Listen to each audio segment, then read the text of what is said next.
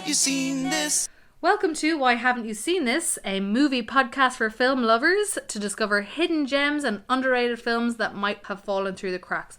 Whatever the reason, I'm hoping that this podcast is going to either make you go out and see a movie that you have never seen and never heard of, or potentially we're going to make you want to see this movie that you have probably already seen. My name is Emily Barton, EmilyMovieManiac.com. I'm joined today by the wonderful Aoife Barry, news editor with Journal.ie. Thank you very much. I roped you back in to come and talk to me about Sunshine, a 2007 movie by Danny Boyle. We're deep diving into the sci-fi world. Mm-hmm. How do you feel about sci-fi movies? Yeah, it's funny. There where people say like, oh, I'm a really big sci-fi head. In one way, I would never say that about myself, but I actually really love watching sci-fi films. I just don't think that I had ever considered myself like one of the sci-fi nerds, but I really love a film that's like what I called a space thriller, which I suspect is a better word that people actually do use for that genre.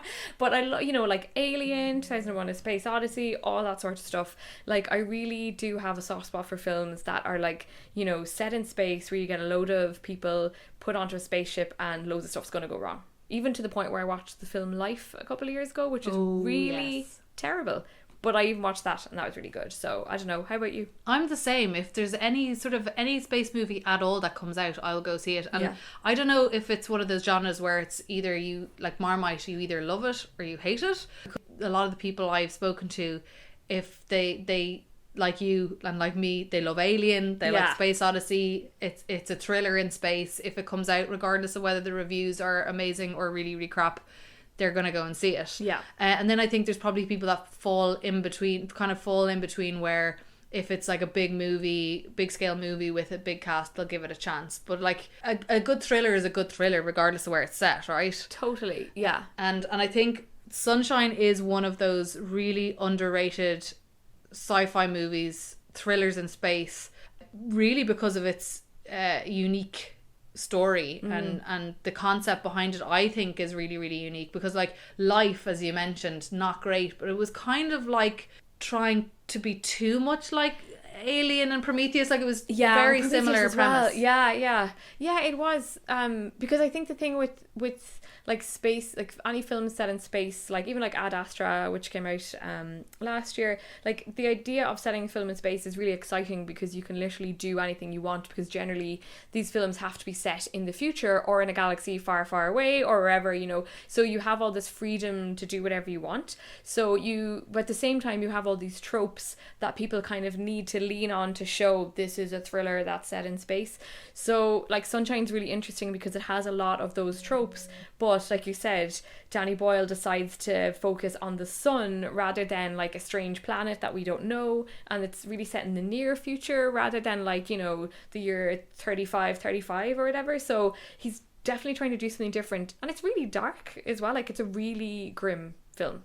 It's really grim, and that's, to your point exactly, that was the thing that I really liked about it. Was it wasn't talking about aliens, and it wasn't talking about a time that's a million light years from now. I mean, and kind of like Ad Astra as well, it's the not too far future. Yeah. It's something that you could actually foresee happening. Now, I'm not a physicist or me neither, so maybe I believe in all the science in this film. Totally impossible.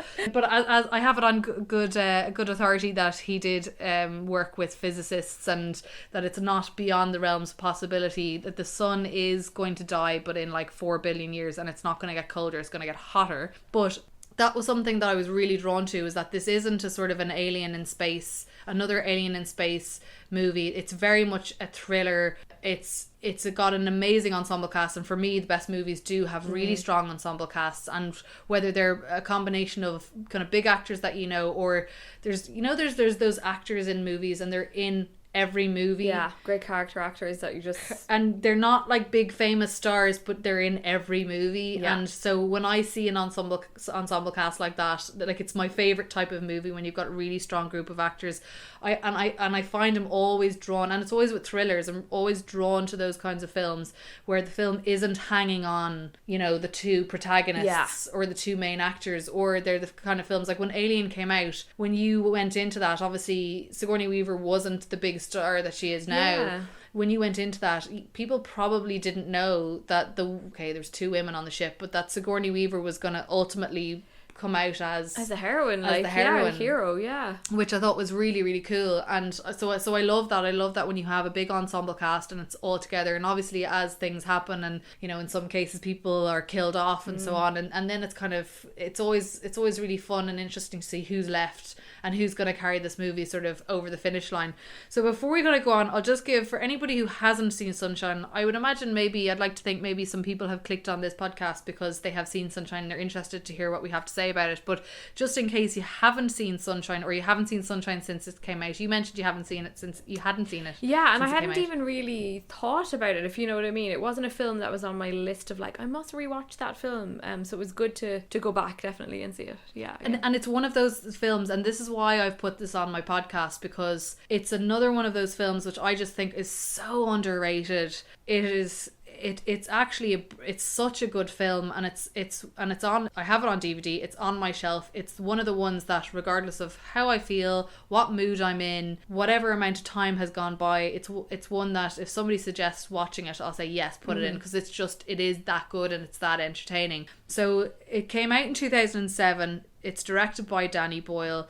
Danny Boyle, as I'm sure most people will know, directed Trainspotting and The Beach and 28 Days Later and Slumdog Millionaire, 127 Hours. So he's a fantastic director, and this, I think, has been his only foray into sci-fi. I think he has since said he's never going to do a sci-fi movie again, only because of the amount of work that went into it. So just quick background, I suppose. So it's a sci-fi thriller set in space. The year is 2057. It's got an amazing ensemble cast. So you've got Cillian Murphy, and for Cillian it was sort of one of the earlier big movies for him. Chris Evans, Rose Byrne. Again, Chris Evans and Rose Byrne were pretty young and at the beginning of their careers. Michelle Yeoh, Cliff Curtis, Troy Garrity, who I subsequently realised is Jane Fonda's son. Oh wow, I didn't realise that. Hiroyuki Sanada, the Japanese actor, and Benedict Wong. And Benedict Wong was one of those people who, again, he was one of those actors that kept cropping up in movies. Yeah. I was like, and particularly space movies. He's in Moon, he's in Prometheus, and he's in The Martian. Oh my god. Yeah. I read that he was in The Martian, but I didn't even realise I'd seen him in those other 2 films as well. I know. Moon being another amazing film that you could probably do a whole episode on as well. So really strong ensemble cast. So you're going into this with, you know, a captain and his crew, and the premise being that the sun is dying, and this crew of people, obviously atmosphere on Earth, everything is kind of covered in snow. It's freezing cold. Very cold. And the Icarus, which is the name of the ship, has been sent on a 7-year mission to the sun to drop a bomb to try and reignite the sun again. And they're the second mission. So there was a mission sent 7 years previous. They lost all communication with them, don't know what happened, and they have now taken all of the world's materials and energy and everything that the world has left to make this one bomb to try to get the sun going again. So this is Last Chance Saloon. So like already it's set up. Yeah. Like high tensions are set from the get-go. I mean, basically the world is relying on this mission being a success. And it's kind of interesting watching that in 2020 when like all the talk about climate change and everything is so much stronger now than it even was when this film came out. So it's like that idea of like the one chance to save the world from freezing over feels even more pertinent than it probably did how many years ago. So it's like the stakes in it are very high. At the same time, I suppose with a lot of these similar films, they have to have that kind of thing where it's our one chance to do this thing, and if we don't, our lives are kind of ruined, or the rest of the planet is ruined. Yeah, and I love that. But it's so simple. It's a simple story. You don't have to be a physicist or a genius to work out what's going on, and also It is the kind of film where there isn't you don't know, is there an alien, is there not an alien involved in this kind of storyline, but it's very much set up in a kind of a realistic set of circumstances that you could envisage. So immediately you're drawn in, immediately there's suspense. You're also kind of wondering what happened to the first crew.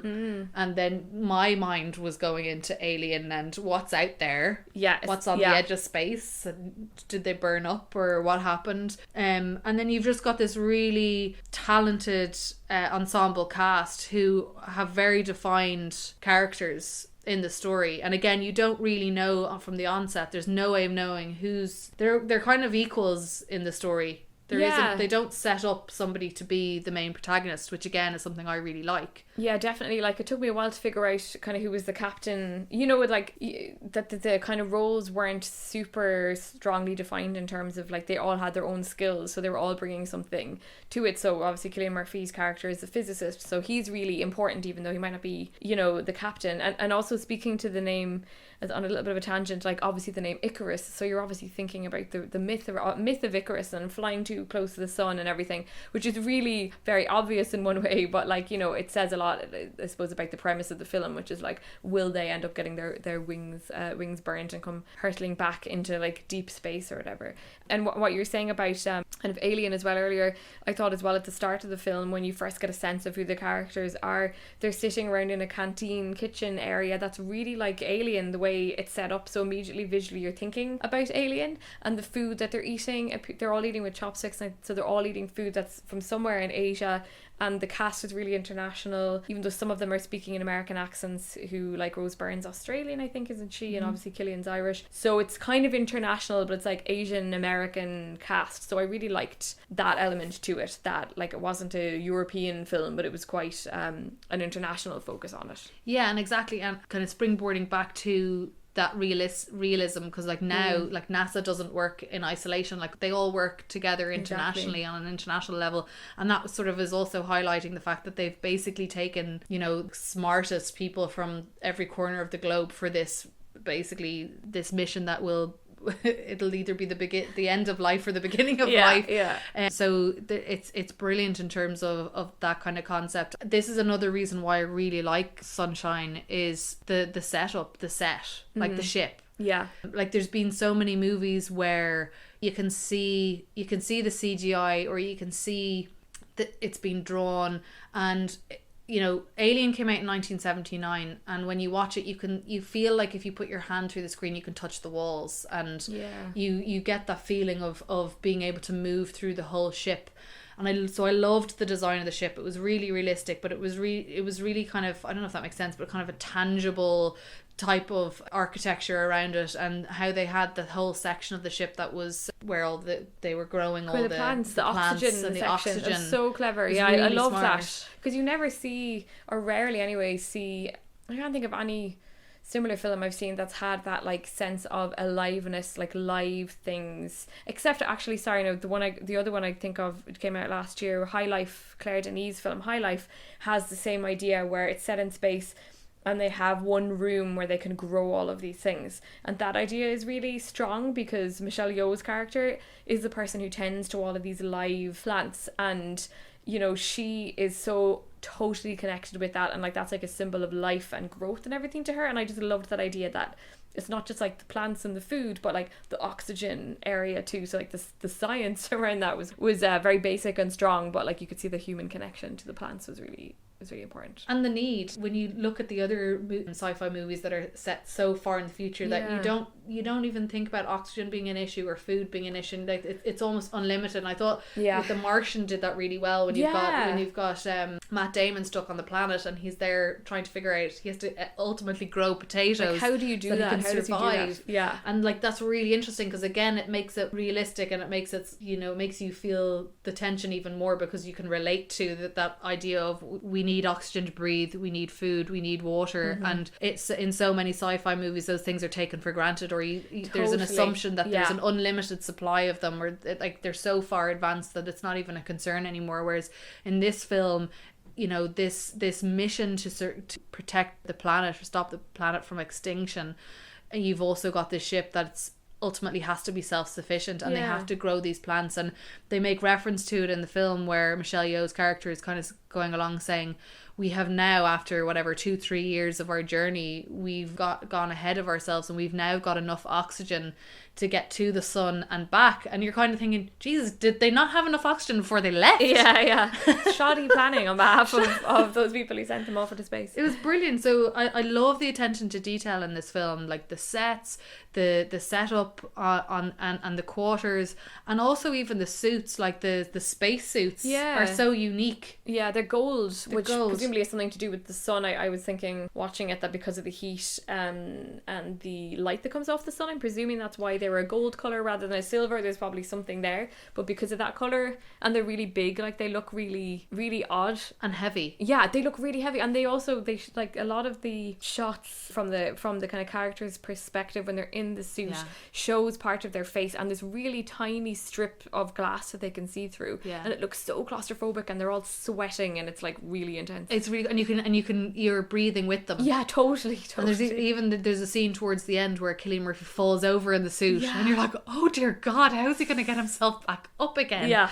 And I mean, I was reading up about it, and like Danny Boyle did this on purpose. Like those golden spacesuits were designed to be memorable. So, and that's the thing. I mean, on one side of it, you know, he's like, I'm never going to make this again, because in fairness to him, the attention to detail in his film's remarkable, and he always wants it to be unique. Whatever you're seeing, it's not, you know, copying anything else, or it's not lifted from anything else. Like every little piece of this film, there was thought behind, there was creativity behind, and everything about it, for me, it makes it stands out, unique and its own thing. And that's why I think it should be more, you know, worshipped as a film. It should be more loved for that reason. Like it always stands out as very unique across the board, and all the little bits in it, you know, like the space sounds that you hear in it, they were actual sounds from space, really, that were incorporated into the soundtrack of the film. Also, this was the last film that Danny Boyle shot on film as opposed to digital. So I mean, it's like and the scale of it was amazing. Apparently, like the CGI effects, I think with some movies, when they're getting into the CGI around movies, they go with different production companies, whereas they kept it all into the one London CGI effects house. And apparently even just doing the sun took them ages in post-production, for a solid year. Like it was a really big undertaking, but it just stands up, you know, having watched it 13 years later, it's still such a strong film. And what I didn't realise about it as well, and we'll come back to the plot about it, what we thought, but when I was reading up on it, it's written by Alex Garland, who wrote The Beach, and Ex Machina. Ex Machina. That one, whatever you call it, Ex Machina, Ex Machina. Ex Machina. That's the name. And he also did the screenplay for 28 Days Later that Danny Boyle directed. He did Sunshine, this one, and Never Let Me Go, and he did Dread. Oh, right, I haven't actually seen Dread. Dread is, I'm so doing a podcast on Dread. Excellent. It's a I'll whole listen other... into that one. I won't be able to take part. It's a whole other, you know, underrated film that's, again, so unique, refreshingly unique, with its own approach and concepts and effects, and just the whole approach is really, really good. What I think is really interesting about this, and this will probably lead us into the discussion about the plot about Sunshine, because Sunshine came out in London in July. I was listening to a podcast with Cillian Murphy, and he was saying that it came out on the hottest day of the year in 2007, which probably didn't do it any favours. You know, it did well enough at the box office, but it didn't clean up, and it was expected to clean up, and it's done quite well in terms of critical acclaim. Like it sort of sits in the sort of 72-75 percentile box for reception.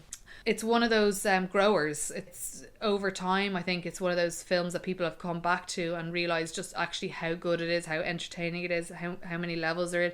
I think if you're a fan of sci-fi, I think it'd be, I would love to hear from people if they love sci-fi movies but they thought Sunshine was useless. I haven't come across anybody who watched it and thought, not great. It's kind of unfortunate that it didn't do as well when it first came out, but I find that Alien and Odyssey, 2001: A Space Odyssey, didn't do well when they first came out. And we were having that discussion before about how you watch a film on the first go and you think, yeah, that's kind of good, and then you watch them over and over and over again, and the more you watch them, the more they come bigger and better. And I was saying this to you, like Lost in Translation is one of my all-time favourite movies, but when I watched it first I was like, yeah, it's a good movie, Bill Murray's really good. And the more I watched it, the more I loved it. With Sunshine, I watched and I went, I really like this film. It's really entertaining. It's totally unique. It's a story, it's an approach, and it's a storyline that I've never come across before. Brilliant cast. Love that it's a variety of cast, and it's not all big stars. It's like sort of middle of the road stars or up and coming stars. It's certainly done that for me, that the more I watch it, the more I love it and really enjoy it. So I'm hoping that more people will come back to Sunshine and watch it, and it'll become a cult classic. If you Google it as well, you find like a couple of things that people have written, 10 years after the fact or whatever, about how they still love this film and how they do go back and watch it. I think it's interesting in terms of Danny Boyle's career, because he's such an interesting and varied career, that he's done so many different genres of movie, but he always does big box office hits now. Since, was like, when you think about Shallow Grave was his first big film, and then you'd like Trainspotting and everything. So he's done like really gritty films, and it's like almost like he kind of had to do this big budget sci-fi film, but like you said, he's never gone and done that again, potentially because it took so much to make it, like so much effort had to go into it, and maybe it was like, well, box office wasn't that great, so right, Danny, don't do that again, stick to what you're good at. And then he goes off and makes like Slumdog Millionaire and films like that. But it's just really interesting to see what he does, and that he does it with Alex Garland, who like is really, he writes really kind of not like kind of melancholic, slightly negative films that really look at like the dark side of being human, like and that the two of them together, like they don't bring in that much joy at all to Sunshine. So it's almost like a little blip in a way on Danny Boyle's CV, I think, not in a bad way, but it's like an interesting moment for him making a film like this, because it's a lot about like, some of it's kind of religious, about like what is it like to be a human and be alive, and is there anything after you die, and there's a lot of spirituality in it, and the kind of the obsession about ashes and dust to dust and the sun, and there's a lot of that, and it's quite a deep spiritual movie. And what's interesting was that Quentin Tarantino actually did if you go onto YouTube and you put in Quentin Tarantino Sunshine, there's like a really interesting sort of I don't know what you'd call it, I wouldn't even say it's a review, but he did a viewing of Sunshine, and he did sort of an opening about what he thought about Sunshine in a nutshell. It's like 6 minutes long, and he was talking about, which I thought was interesting, and actually I think I was maybe loving Sunshine a little bit too much and not being critical enough.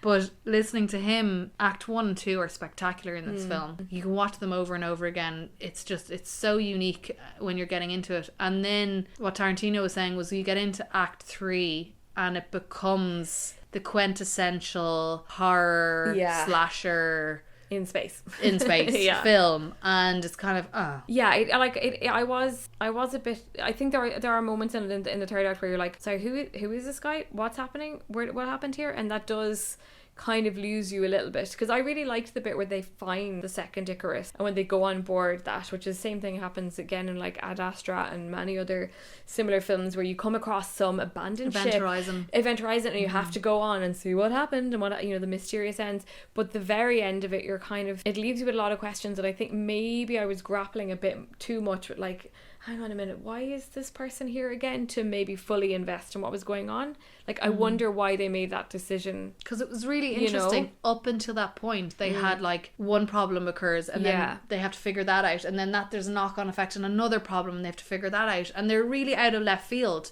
And then it's really interesting to look at the group dynamic on how they solve that problem.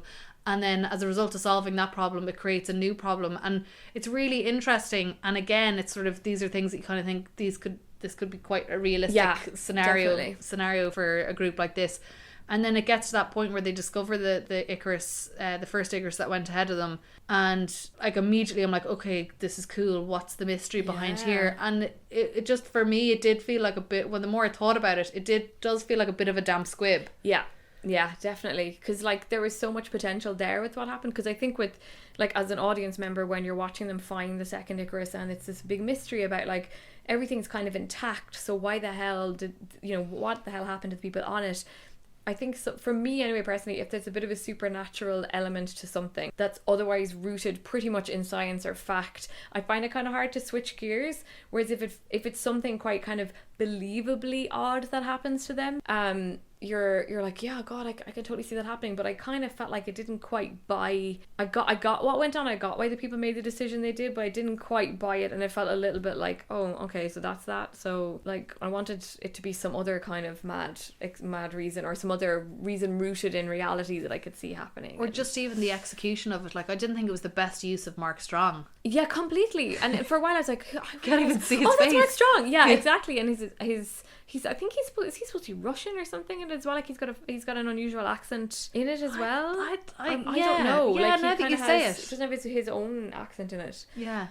He's obviously really enjoying being that character as well. He really went for it. He really goes but for the it. fact Like that you could, like, it kind of keeps blurring. Yeah, like him, the graphics and he are becomes weird. this sort of, I guess it is that thing of that the monster that that attacks them, but you know, he's a man, and he's a man who's come to the edge, and again it brings back that spirituality of finding God, or just believing that there isn't anything else, or that, you know, life is futile, and so there's definitely the deep rooted spirituality side of things, but yeah, it's kind of a bit of a damn squib. And I thought what Tarantino said was fair, but at the same time he was saying, but that's not enough to discredit it as a film, because you know, again, Act 1 and 2 are so unique. They're so well delivered. The suspense is fantastic. It's so realistic. Like there isn't any other sci-fi film that you can say is like that, or delivered like that. And you know, as you say, Alex Garland did The Beach and 28 Days Later, and again, they're very unique stories, and it's something I think that, like, you know, particularly in the medium of film, it's harder and harder to get films like this made unless you obviously have, you know, big directors, big budgets, big effects. You know, we're not seeing as many, and I don't know, like, would Sunshine be made now? Unless maybe you had Brad Pitt. Yeah, like a really big... Because I suppose Ad Astra is, for example, is a very bleak film where you do have really serious action punctuated by moments of nothing huge happening, but kind of contemplative kind of moments, which is what you do have with Sunshine. But you have just such a big cast on Ad Astra, and it really revolves around him, you know what I mean? It revolves around this like A-list Hollywood actor who, no matter what he does, people are just going to like love what he does. Whereas like Sunshine revolves around, like you're saying, this ensemble cast where people are varying levels of fame, and a lot of them are quite kind of new to the game. Yeah, and I love that. What I particularly love though is, and I have said this a few times, I love when directors work with the same actors and they have, you know, they see something in them, or they amuse, and or you know, and they know what they're going to get out of them. And Danny Boyle worked with Cillian Murphy in 28 Days Later, and 28 Days Later was Cillian Murphy's first big film, such a great after film Disco as well. Pigs. So good, like such a good film. Like it's up there with them. And you know, Cillian Murphy kind of did 28 Days Later, and then he did Intermission and Cold Mountain and Batman Begins, so started working with Christopher Nolan, and then he sort of veered back around to Danny Boyle in Sunshine. And I don't know what it is, but there just seems to be a really nice synergy with the two of them. And Danny Boyle obviously just saw something really, really kind of interesting, and particularly interesting. Thought the character of Kappa in Sunshine was quite similar to the character in 28 Days Later. And I don't know, is that a testament? Is that, I don't mean to, I'm not slagging off Cillian Murphy that he's a one-dimensional actor. Play that kind of character. Play one character, but there's definitely a similarity, and I just wonder, was that on purpose? Like, was that something that Danny Boyle was looking for? You know, he's a very subdued type of character. Yeah, he really is. You know, he's not a very defined, distinct character. He's quite, which is quite interesting for the character that ultimately is the character that is the hero, or the film is, he's the protagonist. And likewise in 28 Days Later, like he's an ordinary guy in 28 Days Later for all intents and purposes, in these extraordinary set of circumstances. And similarly in Sunshine, he just so happens to be a physicist and a genius, but he's also a very ordinary guy who's just like, you know, committed to this mission of like saving the world. So I don't really know where I'm going with that, but I just think that was sort of interesting, because, you know, some directors, they work with actors they like, or they have a good rapport with, or, you know, there's something about them that they like. And I just wonder, was it that kind of essence of Cillian Murphy that Danny Boyle really liked, that he just wanted somebody who wasn't going to come in and like play a big character, that he was going to come in and be the relatable everyday guy who's in this scenario. And I, because I like that about this, there isn't anything particularly special about this group of people other than the fact that they're, you know, not well, they are geniuses, they have like but these skills. They have skills. Yeah, they certain set of skills. Exactly. Actually, I love that as well. Just like sidebar, Michelle Yeoh, Danny Boyle was such a big fan of Michelle Yeoh on the back of Crouching Tiger, Hidden Dragon and Memoirs of a Geisha, that he basically said to her, here's the script, here's the characters, who do you want to play? Wow. And even if you want to be Kappa, we'll make Kappa a woman. That's how amazing. much he loved her. Well, she's great. And she chose the biologist. Which was, which I thought she was so lovely in that role, because she like captured, you know, when spoiler alert, when something bad happens to her plants, you know, she really like is so heartbroken, you know, and I thought she really captured that sense of like life, so attached to them, attached to this life, and when anything threatens it, she's like, what?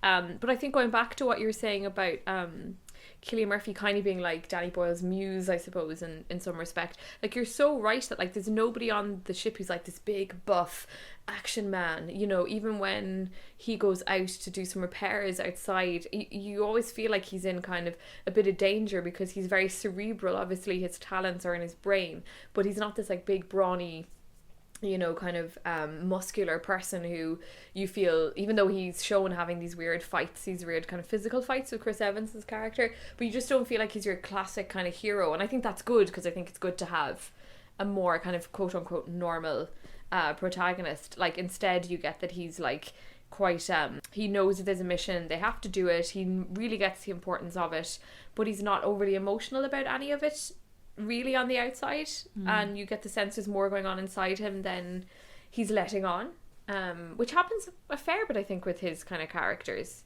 And like in the beach and 28 Days Later, like it's the same. Like, similar, it's very isn't it? similar. Yeah. Yeah, there's definitely a reoccurring theme there. Yeah, like still waters run deep or whatever, you know. But like, it's interesting because it's the same as Alien. Like with Alien again, and I know I keep going back to Alien because for me it's like the quintessential space movie. Totally. But again, it goes back to that thing of there isn't the big Hollywood actor, there isn't, you know, the obvious protagonist, like it's going to be the captain, or it's going to be, you see there, and it's very much these simplistic, realistic characters that you can see yourself in, and it's really kind of anyone's opportunity in that group of people. Who's going to step up and how are people going to interact? Like, it was interesting that the character Harvey, played by Troy Garrity, Jane Fonda's son, you know, initially you kind of think he's a stand-up guy, but then very quickly when disaster starts to strike, you see that human complexity of, you know, you'd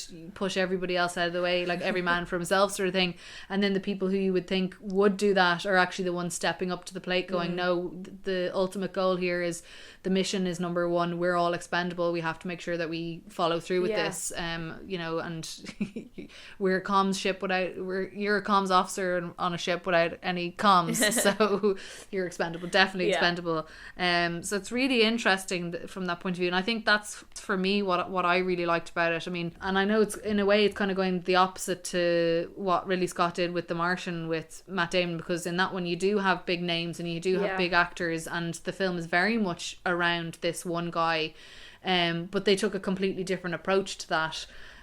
And in fairness, that in its own right is brilliant. For me, that the formula of the ensemble cast where everyone is quite realistic, it's anyone's game, you can relate to those people to a certain extent, not having any physics aside. Yeah. That's something that I really, really love. And interestingly, when I went to see Ad Astra with Brad Pitt, I kind of went to it knowing that it was going to be a Brad Pitt movie. Completely. And it was going to be a ride. It was like, it's like going to a theme park, and like it's a terrible thing. I know poor old Martin Scorsese's gotten a lot of shit for talking about how the big Marvel movies, it's like going to a theme park and it's not real film, but there's an element of truth in that, you know, and not to say that that's a bad thing. It's not a bad thing, but there is a difference in those two styles of movies. And for me, it's like it's really fun and entertaining to go on the big ride and to watch the big star do his thing. And yet I feel like Sunshine is the kind of film that, like Alien, I'll always keep going back to watch and get something out of it. Whereas Ad Astra is I probably won't watch Ad Astra much again. I can't see myself watching it again and again. It's just, I don't know whether it's the plot or whether it's that type of movie, but for me, Sunshine is just so entertaining, and it's got a really great ensemble cast. And I love when the ensemble cast, I know I keep going on about it, but I love it when they're not full of stars, but they're up and coming, or they're the actors that you see in everything, and they're brilliant actors. And just because they're not up for Oscars, or they're not in Hello Magazine, or in E News or anything like that, doesn't matter, because they're just brilliant actors, and they play their parts so well. And I think, like, what you were saying there, I think was interesting about maybe not going back to see Ad Astra again anytime soon, or watching it, is like, Ad Astra takes itself like really, really seriously, and I think most films that are set in space take themselves really, really seriously. There's always an element of like, this is serious business that we're doing here, but there's something more performative about how seriously Ad Astra takes itself. It's like, this is a film about space, and this is about a man connecting with his father, and you are going to be so, you know, into what's going on here. And you just feel like, okay, like, I get it. Whereas with Sunshine, it's like, these are normal people, you know, on a ship, and you could kind of identify with them, and even though the situation is a bit out there, you can see the emotions that they go through when they realize they might not survive, or the mission might not work, or they have to make tough decisions. Whereas I felt like watching Ad Astra, I was like, okay, whatever, like, something bad's gonna happen, something good's gonna happen, I'm here to enjoy the whole thing, but I'm not that emotionally invested. I mean, I personally I don't think necessarily for me Sunshine is like this perfect film or anything, but I think it's a really great example of somebody taking this idea and doing something like totally, for the most part, their own way. You know, what I really enjoyed is at the start you get the sense of how they get to have this viewing room where they can look at the sun, and like playing with the idea of Icarus and going too close to the sun, that it's like so tempting for them to stare at the sun, even though they're told if you stare at the sun you could die. And I just love that idea from the first moment. They're kind of like, these people, like any normal person, could be really tempted to stare at the sun and like burn the retinas out of their eyes. Yeah. And I just love that idea of how they, you know, might want to do that, why they don't do it. It comes into play later on in different ways, but I loved that idea. I'd never seen that in a film that I could think of anyway. Kind of brings in examples. It brings in the spirituality mixed with the mythology. Yeah, is really completely. Interesting. Yeah, whereas like I can't think of any examples of like, you stare at this planet, you might die, or, you know, it tends to be other things that they might do, or like, say like on Star Trek, it's like, if you bring this alien back with you and transport it back to the ship, then, you know, you could spread some sort of disease or whatever. But I like that idea of like, this thing's really tempting, and you don't, you know, it's like being told not to look at an eclipse or something, and, you know, wear your special glasses. As a human, you're always tempted to like not do that, but you could go blind. And the risk is real. Like, yeah, the risk is real. For, I mean, at the basic level, yeah, like the sun without the sun, not a good idea. Not right? a good idea. Yeah. Like it, but also the mission that they have, as you say, you know, when you're looking at other space movies and you're talking about, you know, don't bring the alien back. It can be used as a weapon. It can kill everybody. You're kind of, it's very science fiction. It's very like it's not real. Unless you believe in aliens, each to their own, as I say. But this premise is really possible. It is, and I think that's where the tension comes from the beginning. Is that this is a real possibility, and it's something that's simple and it's tangible, and people can really from the beginning relate to it, and you don't need to be, you know, a space genius, and you don't have to be living 300 years in the future. You know, this is something that, I mean, this is set in 2057. It's not too far from scarily now. Close to today, like, you know, 37 years away. It's kind of a bit like, you know. And as you say, with everything that's going on with the environment and climate change and everything, I actually think if people watch Sunshine again, I think if Sunshine came out now, it would scare the bejesus out of people. Definitely. I think it would be massive. There must be some argument to bring it out, or bring it out for the 20 year anniversary. It definitely holds up. So I would say to people, if you saw Sunshine, you haven't seen it in ages, I hope that we've kind of made you think about it and want to check it out. It's, as you say, it's not perfect. Tarantino puts his hand up and saying it's not perfect, but it is a brilliant film. Like, it is a really well made film. It's a very unique film. It's got a great cast. Act 1 and Act 2, like Tarantino said, are pretty much flawless. Act 3, they dropped the ball a little bit. You can have opinions, definitely. You can definitely have opinions, and I think we could probably do a whole episode just on Act 3 and do a deep dive into it. But I'm not going to do it to you. Be it what you will, but I hope that this kind of encourage people to go and watch it again and check it out. And I think even watching it with today's lens, 2020 lens of what's going on around us, and certainly I certainly made that observation when I was watching it. It felt a little bit too close to home, actually. Yeah, it's scary. Like, I can foresee in the near future them having to put a bomb in the sun to try and warm up the planet, or maybe it might be the opposite. We might be trying to put loads of water to cool down the sun because we're burning up. But it did feel very, very realistic. And on a really superficial note, they have some hilarious 1990s haircuts in this film. Chris Evans has a haircut. Well, he has maybe his long hair at the start of the film. Oh, yes. It's really bizarre, and Cillian Murphy's haircut's really bonkers. They were just very strange styling decisions, I thought, around them. I love Cillian Murphy's just to be like just to really girl out here for a minute. Yeah. Like, I really love Cillian Murphy's hair in this. It's just so bizarre. And it was similar because his character, he wakes up in the hospital and 28 days later and he's got this half shaved head. Oh yes, exactly. But it's such an iconic scene. That's very true. With the hair. So I don't know, is there something going on? Does Danny Boyle have a fixation with hair as well? I don't know. I just thought it was quite gas. I presume Chris Evans though was wearing a really bad wig.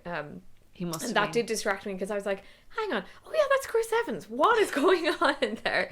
And he was really good in that. I read that he refers to Sunshine as one of the good films he was in that nobody's really seen. So he definitely kind of, I think, feels that it was an important film for him. So that speaks to the quality of films, I suppose, and bad quality of other films that he's been in. So there you have it. Go and watch Sunshine and send me messages and tell me what you think. Is it amazing? Is it crap? Does it deserve a renaissance? I think it deserves a renaissance. What do you think?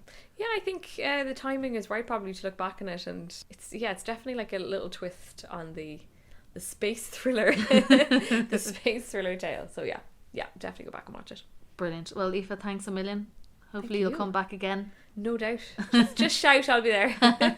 Thanks. Why, oh why haven't you seen this? Why, oh why haven't you seen this? Why, oh why haven't you seen this? Why, oh why haven't you seen this?